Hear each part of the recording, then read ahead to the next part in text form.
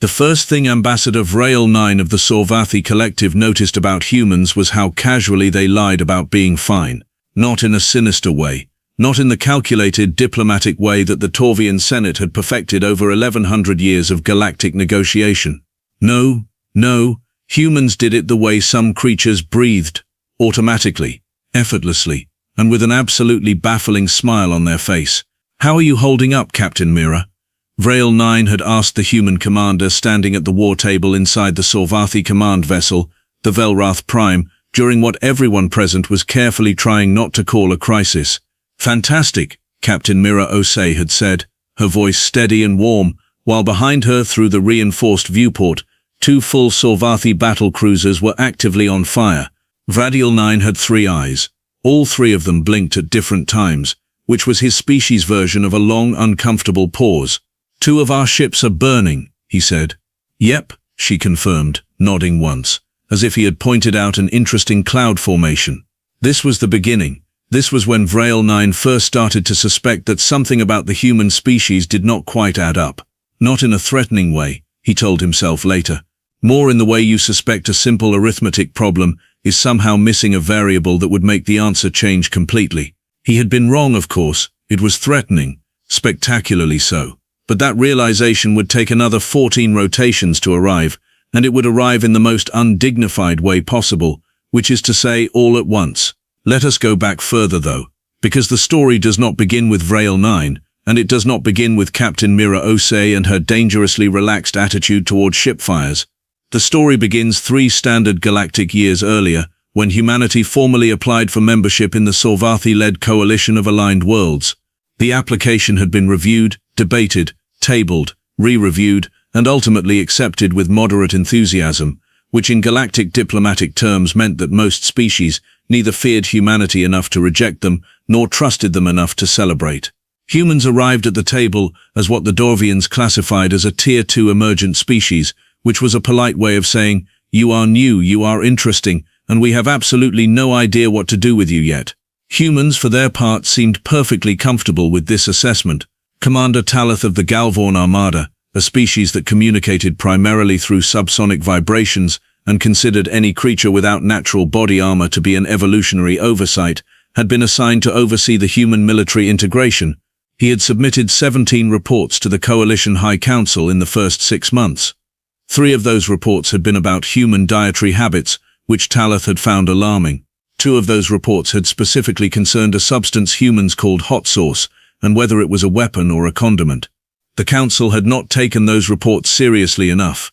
In retrospect, the entire galaxy would agree on that. The Sorvathi had been at war with the Keth Dominion for 22 years before humanity joined the coalition. The Keth were methodical, aggressive, and patient in a way that most organic species found genuinely unsettling. They did not attack quickly. They compressed. They tightened supply lines. They strangled. They waited with the confidence of a species that had never lost a long war, because the Keth had never lost a long war, and they knew it, and they made sure everyone else knew it too. When the coalition added humanity to its ranks, the Keth had reviewed the assessment files and issued a statement through the official galactic diplomatic relay that read, and this is a direct translation, "Noted." That was it. Just noted. The Keth were not concerned. This too would later be described as a catastrophic miscalculation. Burrel 9 remembered the first joint military exercise between human forces and the coalition fleet. It had taken place in the Dorvath sector, a mostly empty stretch of space that various species had used for war games for centuries, because it had nothing in it worth damaging. The scenario was simple, a simulated Keth compression attack. The coalition forces would attempt to hold a supply corridor against a simulated Keth stranglehold. Human forces would be integrated into the coalition's left flank, standard support role, with instructions to follow Sorvathi tactical doctrine. The exercise lasted 4 hours. Human forces were supposed to hold the left flank. They did not hold the left flank. They held the left flank, the right flank, 2 positions that had not been on the tactical map, and then somehow they held the Keth simulation command node itself, which was not supposed to be capturable under the parameters of the exercise. That area was designated as non-engageable, Burrel 9 had told Captain Mira afterward, reviewing the simulation logs with the specific expression of someone trying to understand how their furniture had rearranged itself while they slept. Said Captain Mira, in the tone of someone who had been told the speed limit after already arriving at the destination. The command node, right, was protected by 7 layers of simulated perimeter defense. 6.5 actually. The 7th had a gap if you came in from below at a 43-degree angle, while the 6th was still cycling its reload window. 14 seconds, give or take. Vrail 9 looked at her. Our tactical AI did not detect that gap. Our Lieutenant Bako noticed it on his 3rd scan. He gets bored on 2nd scans. Said the 3rd one, makes him pay attention differently. There was a silence, a rich, full silence, the kind that contains an entire rethinking of assumptions. Is this how humans fight? Vrail 9 asked, and he meant it as a genuine question, not an accusation. Mira tilted her head slightly. We're just warming up, she said, and smiled, and it was the most casually devastating sentence she would say all week. It was not the most casually devastating sentence she would say all year. That one came later. The Keth did not wait long after the Coalition admitted humanity. They accelerated their compression of the Dalveth corridor, which was a critical supply line for 3 Coalition member worlds. It was a bold move. The Keth were not known for rushing, so when they moved faster, the entire Coalition read it correctly as a signal.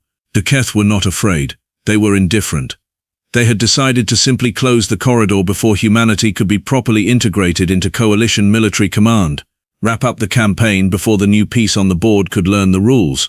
It was, in retrospect, the most expensive assumption the Keth ever made. But they did not know that yet, and they moved with the smooth, terrible efficiency of a species that had been winning the same kind of war for generations.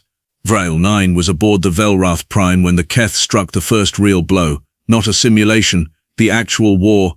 34 Keth compression vessels emerging from fold space at the edge of the Dalveth corridor with the calm, practiced coordination of a species that had rehearsed this exact scenario more times than the Sorvathi had satellite moons. The Coalition response was immediate, and by all prior standards, effective. Shields raised, defensive formations locked, counterfire initiated. The Sorvathi held, the Galvorn Armada held, the 3 other Coalition fleet elements held. The Keth continued to compress. Status on the human vessels. Vrail 9 had asked the tactical officer, Ensign Parath, a young Sorvathi, whose nervousness was visible in the rapid flickering of his secondary eyelids. Human fleet is holding position, Ambassador. They have not engaged. They are following Coalition doctrine? Yes, sir. Holding the support line, waiting for integration signal. Vrail 9 nodded. That was correct procedure. Humans were new. They were support. They waited for the signal. He had watched the tactical display for 11 minutes. 11 minutes during which the Keth tightened their compression by 14%. 2 Coalition vessels sustained moderate hull damage, and 1 Galvorn frigate pulled out of formation with a compromised shield matrix. The Keth were patient. The Keth were winning, not dramatically, not quickly, just winning, the way a tightening knot wins. And then, on the tactical display, one of the human vessels moved. Not on a support vector. Not on a defensive heading. The human ship, a mid-class carrier designated as the Auron's Hand, and commanded by someone whose name Vrail 9 did not yet know, pivoted and accelerated on a heading that for 1 full second made no tactical sense to anyone in the Velrath Prime's command center. Ensign Parath said, Ambassador, the human carrier is, I cannot determine what tactical doctrine this movement corresponds to. Send a query to their command. Sending now. The response came back in 4 seconds. A voice, male, relaxed to a degree that felt almost personal, said over the comm channel, Hey, we see a soft point in their 3rd compression ring. Going through. Back in a minute. There was a pause on the command deck. Vrail 9 said, very carefully, back in a minute. That is what he said, Ambassador. Through the Keth compression ring. Through the 3rd compression ring, sir. Yes. Everyone on the command deck watched the display. The Auron's Hand did not stop. It did not slow. It punched through the Keth 3rd compression ring with the confidence of a creature that had not been informed it was supposed to bounce off. Behind it came 4 support vessels, a fighter screen, and what the sensor array identified as, and this had to be verified twice, a refueling tender. A refueling tender had followed a carrier through a Keth compression ring. The Keth 3rd ring fractured, not because the Auron's Hand was invincible, not because its shields were unbreakable. The Keth hit it. Hard. The carrier took damage. Significant damage, the kind that would have made any Sorvathi tactical officer call a retreat. The Auron's hand did not retreat. It kept moving. It widened the gap. The 4 support vessels poured through and began engaging the inner compression point from the inside. On the tactical display, the Keth formation, for the first time in 22 years of this war, did not compress. It stopped. And then, very slightly, it pulled back. "Ambassador," said Ensign Porath, in a voice that was attempting to be calm and not quite managing it, "the Keth third ring has disengaged from the compression sequence." Vrail 9 was quiet for a moment. 3 eyes, all 3 of them locked on the display. "Get me the commander of that carrier," he said. The voice that came on was still relaxed. There was noise in the background. Damage control alerts. The specific kind of controlled shouting that Vrail 9 would later learn to recognize as humans managing a crisis, while sounding like they were managing a mildly inconvenient schedule conflict. "This is Commander Dario Festa of the Auron's Hand. You must be the ambassador. Bit busy right now, but what can I do for you?" "You took significant damage," Vrail 9 said. "Some. Your vessel should not have survived that pass." "Probably not," Dario agreed. "Remy, the pilot on my 3rd wing, she's a bit stubborn about dying. Most of my crew are." Vrail 9 looked at Ensign Porath. Porath was doing that flickering eyelid thing again. "Your crew is stubborn about dying," Vrail 9 repeated.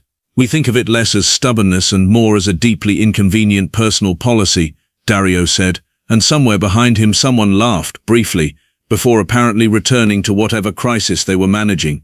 The Keth did not re-engage that day.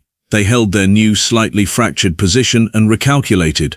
They had not planned for a species that would drive a carrier through a compression ring, because a pilot thought stubbornness was a viable tactical doctrine. This was the part of the story where Vrail 9 thought the shock was over. He was wrong, because 3 days later, in a secure council briefing, a Sorvathi intelligence officer presented a file that had been quietly compiled by the Coalition Threat Assessment Division over the previous 8 months. The file was classified at the highest level. It was titled simply, Human Military Capability, Revised. The officer presenting it, a senior analyst named Corvin 5, placed the file on the table with the expression of someone who had recently discovered their quiet neighbor had an extensive and somewhat unsettling collection in their basement. "The assessment we gave the council 8 months ago," Corvin 5 said, "was based on human self-reported military capacity, which they provided willingly and honestly." "Then what is the issue?" asked Galvorn Representative Kesh Talmar. Corvin 5 paused. "We have since compared their reported capacity to the output signatures observed in the Dalveth engagement, and in the simulation exercises, and in 17 smaller documented incidents over the past year." Another pause. "The numbers do not match," Vrail 9 said. Corvin 5 looked at him. "No, Ambassador, they do not. What humans reported as their full military capacity, and what they have been demonstrating in field operations, are not the same figure." The briefing room was quiet. "How large is the discrepancy?" Kesh Talmar asked. Corvin 5 set down one more document, face up, on the table. Everyone looked at it. The silence that followed was a different quality than the ones before it. Heavier. The kind of silence that rearranges something in the people sitting inside it. "This," said Corvin 5, with the measured tone of someone who had spent 3 weeks preparing to say something and was still not entirely ready, "is what we believe humanity has been deploying." Vrail 9 looked at the figure. Then he looked at the figure that humans had reported. The reported number was, at best, a small fraction. A fraction so small that if someone had written it as a percentage of the real number, the percentage would have been embarrassingly low. Not 0, but embarrassingly close to the neighborhood. "Have they been lying to us?" Kesh Talmar asked, and the question had sharp edges. "No," said Corvin 5. "That is the part that required 3 weeks to verify." He folded his hands. When the Coalition Integration Officer first interviewed Human Military Command about their full capacity, the human general in charge, a woman named Admiral Burrel, answered the question accurately. "Then why does the number not match?" "Because the question she was asked," Corvin 5 said slowly, was, "What forces have you currently deployed in this theater?" The room sat with that. "That was not the right question," Vrail 9 said. "No, Ambassador, that was very much not the right question." And the room continued sitting with it, as the full, extraordinary, mildly terrifying shape of the misunderstanding settled over every being present like a fog that had been there the whole time, only now visible. Humans had not been holding back out of strategy. Humans had not been holding back out of deception. Humans had simply shown up, done what was asked of them, and no one had thought to ask the follow-up question, which was, how much more do you have? The question hung in the air of that briefing room like smoke from something that had just caught fire and was still deciding how big the blaze was going to get. How much more do they have? Keth Dominion asked, and his voice had dropped to the specific register that senior military figures use when they are processing information that is actively resizing their understanding of the universe. Corvin 5 did not answer immediately. He reached across the table and turned over one more document. It had numbers on it, columns of them, projections, inventory assessments, signal intercepts from human communication channels, cross-referenced with energy output readings from human-controlled space over the past 14 months. Burrel 9 looked at the numbers, then he looked away from the numbers. Then, with the careful, deliberate motion of someone who suspects they may have miscounted, he looked back at the numbers. This, he said, cannot be right. Our analysts said the same thing, Corvin 5 replied. 4 times. We ran the assessment 4 separate times with 4 separate methodologies. The figure changes slightly each time, but not in a direction that makes anyone feel better. Keth Dominion pressed a broad armored hand flat against the table. If these projections are accurate, humanity has been fighting this war, our war, a 22-year war, with what amounts to a scouting party. Corvin 5 said nothing, which was, in its own way, confirmation. The Coalition High Council convened an emergency session the following day, not because they had decided on a course of action, because several of the council members had simply needed time to sit alone and breathe, and one rotation had been deemed the minimum acceptable amount of breathing time before civilized governance could resume. Burrel 9 attended the session as Sorvathi representative. He had spent the night, if one could call the 6-hour Sorvathi rest cycle a night, reviewing every interaction he had personally witnessed between human officers and coalition forces over the past year. Every comment he had half heard and categorized as human eccentricity. Every shrug, every smile, every casual, unhurried response to a situation that should have produced visible panic. He thought about Captain Mira saying fantastic while 2 ships burned. He thought about Commander Dario Festa saying back in a minute while punching a carrier through a Keth compression ring. He thought about the intelligence officer's report and the phrase currently deployed in this theater. He thought about the 14-second gap in the 7th layer of the simulation perimeter defense that Lieutenant Bucko had found because, apparently, the second scan made him bored. And then, with the specific mental sensation of a puzzle resolving into a picture that had been there the whole time, just facing a different direction, Burrel 9 understood something. Humans were not hiding their strength. Humans genuinely did not think what they had shown so far was worth mentioning. This was the most unsettling part. Not malice, not strategy, just a species with such a different frame of reference for the concept of full effort, that they had answered every question honestly and still left the entire galaxy with an incomplete picture, because no one had asked the right questions. He arrived at the council session with this understanding fully formed, and he shared it in the opening remarks, which was slightly irregular, but Burrel 9 had always preferred clearing the air before it became difficult to breathe. They were not deceiving us, he told the assembled council. They reported what they had in active deployment. Every number they gave us was accurate. The error was ours. We assumed that a species new to the coalition would bring their full capacity to the table. We never verified that assumption. We never asked. Galvorn Fleet Admiral Keth Dominion, who was present at the council session and not just the briefing, leaned forward in the specific way that heavily armored species do when they want to convey focus. Then the question before this council is simple. What do humans actually have? And do we ask them directly? We already did, said Corvin 5, who was also present and had apparently not slept. Heads turned. When? Burrel 9 asked. This morning, our liaison officer submitted a formal inquiry to Admiral Tasha Burrel, phrased correctly this time. The question was, what is the total military capacity of the human species that could, if authorized and mobilized, be brought to bear in this conflict? The room waited.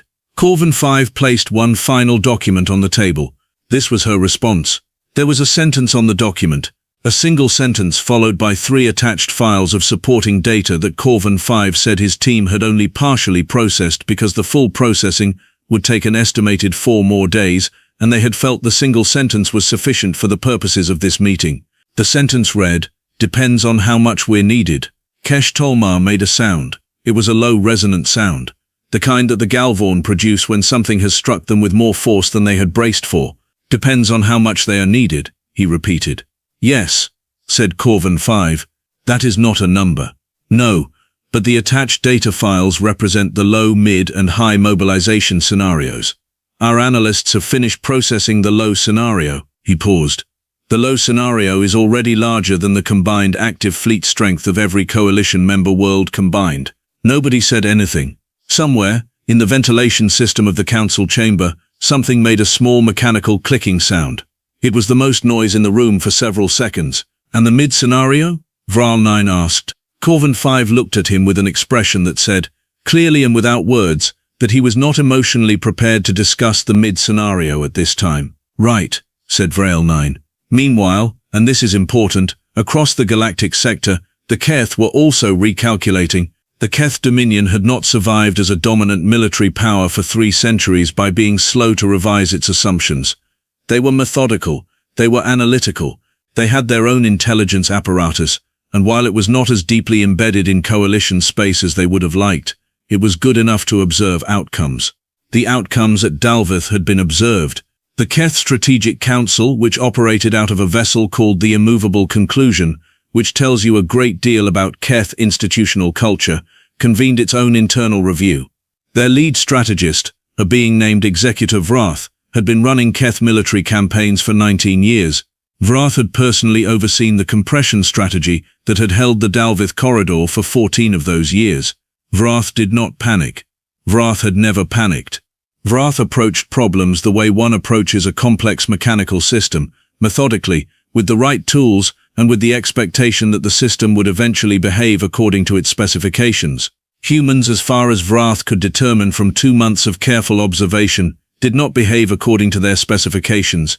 The carrier should not have survived the 3rd ring, said Keth Fleet Marshal Auron, standing at the strategy table inside the Immovable Conclusion. It did not survive cleanly, Vrath replied. It sustained damage that would have removed any coalition vessel from engagement, and yet it did not disengage. No. Why? It was not phrased as a question. With the Keth, very little was. Vrath was quiet for a moment. Our models account for rational self-preservation instinct in organic species. The carrier's commander made a tactical decision that did not align with rational self-preservation. Is the commander irrational? By our metrics, yes. By human metrics. Vrath paused, and this pause was notable because Vrath did not pause. We do not yet have accurate human metrics. Then we need them. Yes, and until we have them, we have a problem. The problem, as Vrath laid it out, was not the Auron's hand.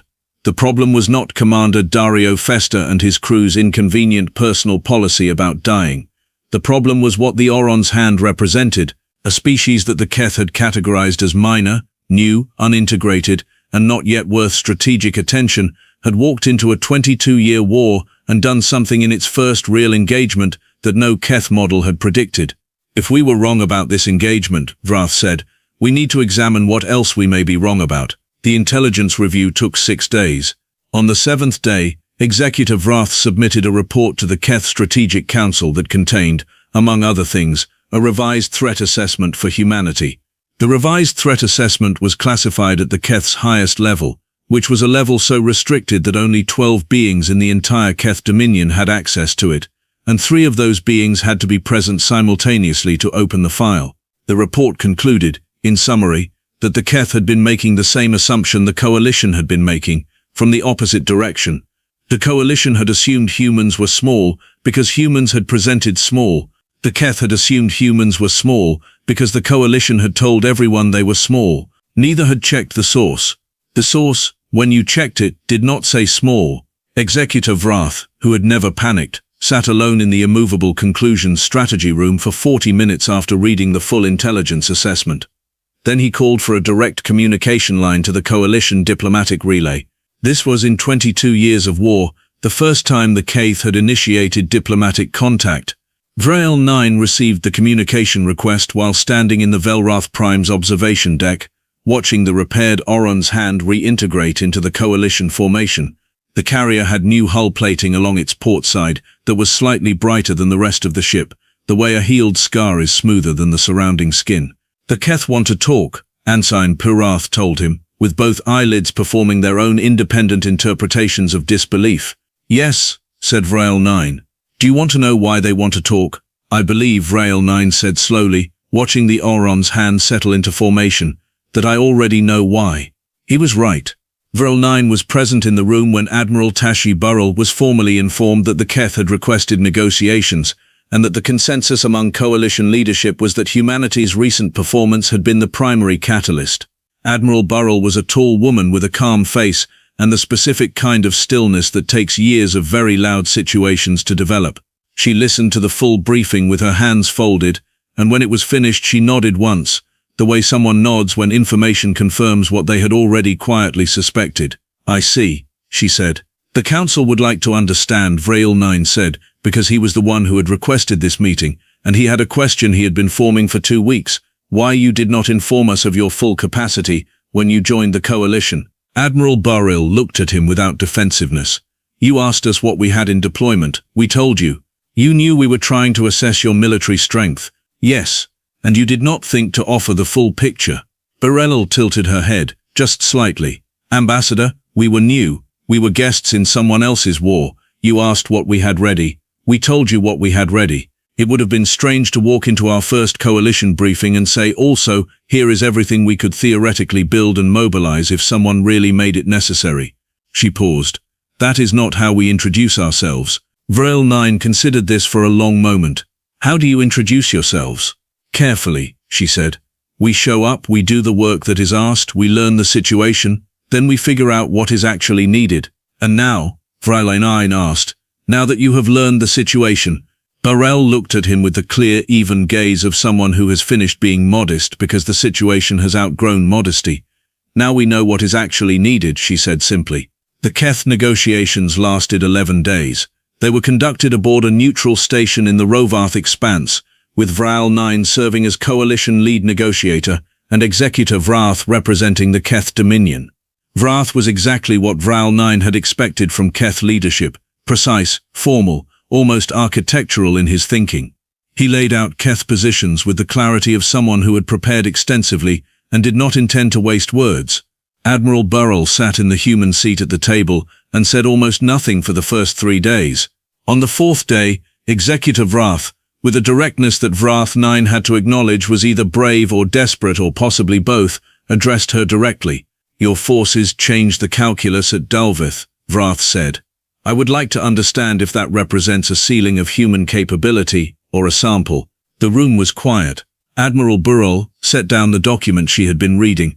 "Executor Vrath," she said, in a tone that was not unkind.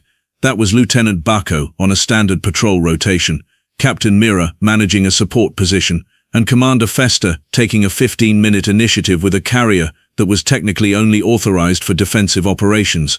Vrath was still. "A sample," said Burrel. "A small one. The Keth had a concept in their culture, an old one, that translated roughly to, the moment the water shows you the depth. It referred to the instant in any confrontation when the true scale of what you were facing became visible, not all at once but enough. Just enough to understand that you had been measuring from the wrong reference point entirely." Executor Vrath, for the first time in 19 years of military command, felt the water show him the depth. The negotiations concluded on the 9th day. Not the 11th, because on the 9th day the Keth submitted a revised position that agreed to all primary coalition terms regarding the Dalvith corridor, a ceasefire framework, and a structured withdrawal from the 3 contested systems they had been strangling for 6 years.